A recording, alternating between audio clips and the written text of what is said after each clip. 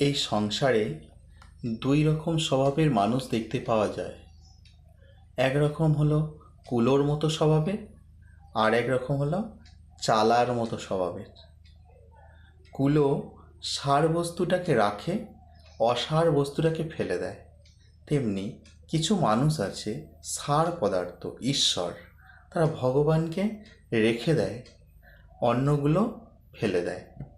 অন্যদিকে চালনির স্বভাব অসার এটাকে রাখে আর সার এটাকে ফেলে। ঠিক তেমনি কিছু মানুষ আছে তারা ভগবানকে ফেলে দেবে আর অসার বস্তুগুলো ধরে রাখবে। বিষয়ী লোকদের মন গোবরে পোকার মতো, গোবরের মধ্যে থাকতেই ভালো লাগে। গোবর ছাড়া অন্য কিছু দাও তাদের ভালো লাগে না।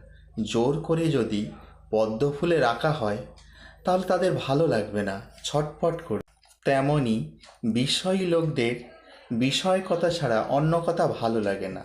তাদের কাছে ধর্ম কথা, ঈশ্বর কথা বলো, তারা উঠে অন্যত্র চলে যাবে এবং অন্য গল্প করবে।